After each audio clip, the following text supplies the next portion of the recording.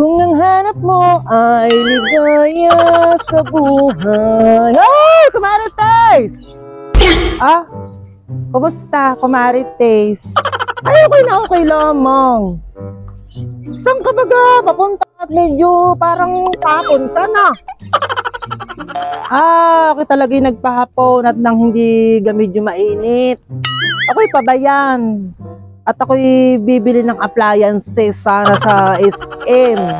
Gawa ng yung aming electric fan na clip fan ay pumutok kagabi. Ay, ako hindi na din bilib sa clip fan kahit pa mahina sa kuryente.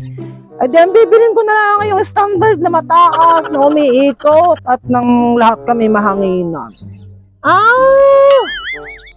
Ay, mainam nga, Kumarites, yung medyo mataas-taas na pati at hindi naman mataas sa kuryente. Ganyan talaga. Talagang obligado ka magbayad pag ikaw ay gumagamit ng electric fan. Ay, si Ate Milit nga din nung nakaraang linggo ay tumama sa paluwagan. Namili ng electric fan, rep, washing machine, pati dryer ay may binili. At ang tinamaan sa paluwagan ay siguro humigit kumulang na 60,000. Aba, si Ate Milit, tumama pala sa paluwagan nung nakaraang linggo. Anong mga pinagbibili? Please! Ano't nakapamili na sila ng mga appliances?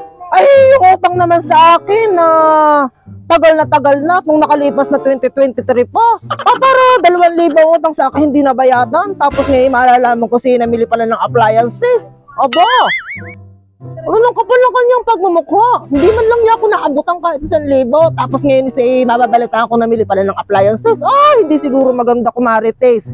Pag nakita mo nga yung si Ate Milit, sabihin mo yung utang niya sa akin ay nabubulok na. Baka nga pati inuud na. Lintek. Sino? Ang Ate Milit? May utang sa iyong 2,000? Ay, hanggang ngayon hindi pa naiibigay. Ay, hindi ko din pala sigurado, Kumarites, kung tumama nga talaga ang Ate Milit sa paluwagan. Hindi ko pala alam.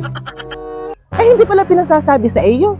Kaya naman pala, gulat na gulat ka nung sinabi ko sa iyong may utang sa akin ng Ate Milit na 2,000. Aba! Ay, isa ka pa rin sigurong kasagwat ng Ate Milit. Ay, pag nasubsob ko ang Ate Milit, ay dadamay pati kita. Ambog ka! Oo nga, Kumarites, hindi ko pala sigurado. Baka pala yun ay ang hiramlaang ng pambili kung kanino dun. Hindi ko alam. Hingka lang. At susuksubin ko ang Ate Milit at nang malaman ko ang totoo. Lintek ka.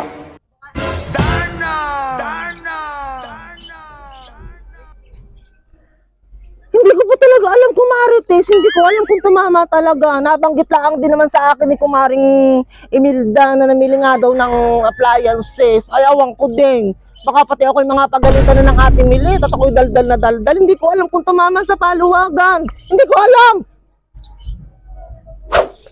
Nasabi ko pa kasi kay Kumarites, pati ako'y mga pagalitan ng Ate Milit. Sabi nga pala sa akin ng Ate Milit, wag na wag kong sasabihin kahit kanino na siya tumama sa paluwagan at marami nga siyang pagkakautang. Lintek! Ako pati mga pagalitan ng Ate Milit. Sorry.